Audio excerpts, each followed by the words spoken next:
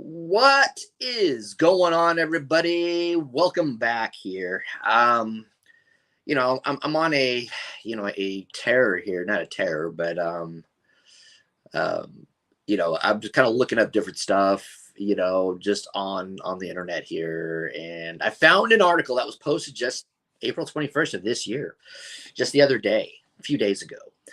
A Cape Breton crematorium license suspended after body mix-up. Now, that's the last thing families want to go through. Is they're entrusting their loved one with a funeral home or whatever, that they will be taken care of and everything will be prepared as the family wants it and loves, and how the person wanted it, and only to find a mix-up with how their loved one was prepared, or wrong body, a mix up with the bodies. That must be heartbreaking. That must be devastating. That's just, oh my God. It's bad for the families. It's bad for the funeral home, bad for business for the funeral home. And it is heartbreaking all the way around. All I can say is, we've heard of these mix-ups before. It's no bueno. It's not a good thing.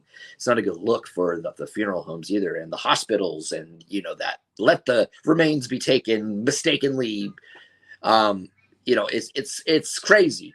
I found this article. It's on cbc.ca. I will put the link to the article in the description box below. My cat is in the other room crying because I'm not paying attention to him, but I will put the link to the article in the description box below. And this is different. This is something different. Provincial Register says hospital handed over the wrong body, but funeral home failed to check identification. The province has suspended the crematorium license at Forest Haven Memorial Gardens near Sydney, Nova Scotia, for 2 months after the wrong body was cremated last December. Woo, boy, oh boy, oh boy. And here's the article. A Cape Breton funeral home had its crematorium license suspended after a hospital gave out the wrong body, and the funeral home failed to ensure it had the right one. In a written decision on Thursday, Nova Scotia's Registrar of Embalmers and Funeral Directors said a security guard at Cape Breton Region Memorial Hospital mixed up 2 bodies last December, but Forest Haven Memorial Gardens was also at fault. Okay, a security guard here in charge of human remains. Is that? I mean, I don't know. I'm not a security guard at a hospital. I don't think I know anybody who's a security guard at a hospital. But are the security guards in charge of the bodies? I mean, maybe it is in Nova Scotia. Who knows? But that's something that really struck me as curious too. I'm like, a security guard, why?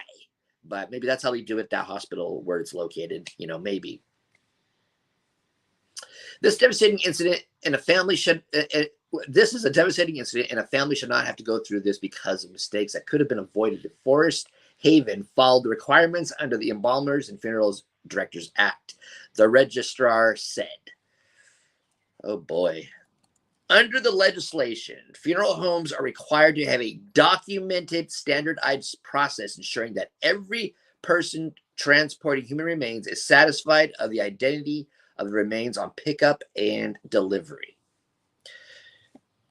The registrar said its hearing in March, Forest Haven failed to provide evidence of a written process. Wow. It is also said the funeral home made 2 errors in not ensuring its delivery company, Compassionate Body Removal Services, checked the body identification at the hospital, and not ensuring its funeral director checked the body at the crematorium. Yeah. The funeral home is allowed to continue carrying out cemetery activities such as selling lots and laying headstones, but cannot operate its crematorium for 2 months, starting April 28th, which was, I think, yesterday at the filming of this video. Dave Wilton, owner of the funeral home and the body delivery service, was not immediately available for comment. According to the decision, Wilton told the hearing Forest Haven uses a a program to document the process, but the registrar said it's not the same as a written process. Last month, the Nova Scotia Board of Registration of Embalmers and Funeral Directors revoked the license of Forest Haven's funeral director Joe Curry over the crematorium mix-up. Ouch. In its decision, the registrar said it does not have the jurisdiction over the hospital. Nova Scotia's health authority has said it's conducting a quality review of the incident, but has not said if it is complete or what was found. This is an incredibly unfortunate situation that Nova Scotia Health took very seriously, the province said in an email late Thursday. A quality review is conducted anytime there is a serious event involving Nova Scotia Health Services. This is a confidential process focused on learning and improvement specific to Nova Scotia Health. Our thoughts and condolences go out to the family for the error that occurred involving their family member. Oh boy, yes. Ouch. And also in this article, it says lengthier suspension warranted. The last time a body was wrongfully cremated in Nova Scotia, the government tightened up legislation to emphasize the responsibility of funeral homes, funeral directors, and embalmers to ensure continuous identification of human remains. In that instance, Serenity Funeral Home in Berwick, Nova Scotia, lost its crematorium license for a month. And this place only lost it for 2. Well, that's more than the other place, but still. After that, a section was added to the legislation specifically to place an onus on the funeral home license holder. The registrar said a lengthier suspension is warranted for Forest Haven, given the earlier Berwick case happened before the changes of the legislation. The province said Forest Haven's crematorium license can be reinstated at the end of June, but only if it provides written confirmation of a continuous body identification process. Yes, I guess there's no substitute for good old-fashioned written records, I guess. They had said earlier in this article there was a computer program, but it really doesn't take the place of written. So there you go. Mistakes like that made. It happens in the world. We've heard of these mistakes with funeral homes. I mean, I can only imagine, like, if they took possession of the wrong remains, were those remains meant to be cremated, or was it meant to be a regular casket funeral? That is the question here. That would be very, very horrible for a family if somebody was cremated that wasn't meant to be cremated. That would upset a lot of people. What if they didn't believe in cremation? What if and they were mistakenly cremated?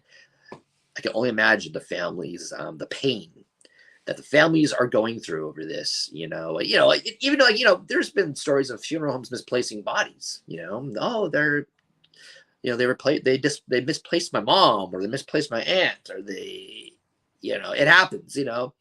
It happens at times, and it's unfortunate. And yeah, there needs to be a better system put into place to ensure that these mistakes do not happen, because this is a very a very sensitive subject, and when someone dies and people are grieving, that's the last thing they want to hear, is that their family member was misplaced, in some way, shape, or form, and very, very unfortunate, very, very sad that this, had to take place. And it happened in Nova Scotia a couple times, a couple different places, and it's just like, wow. Oh, well, that's, that's what happens in the world. Not, oh, well, but, it happens, and unfortunately, the families are the ones that probably suffer the most, when this sort of stuff happens. Anyway, guys, thank you all so much. What other mishaps in the funeral industry have you heard of? Whether it be, remains misplaced or whatever. Throw it out in the comment box. I want to hear, things that maybe you guys have heard that maybe I have not come across yet. Anyway, guys, thank you all so much. And I'll be coming at you with another one very, very soon. And peace out.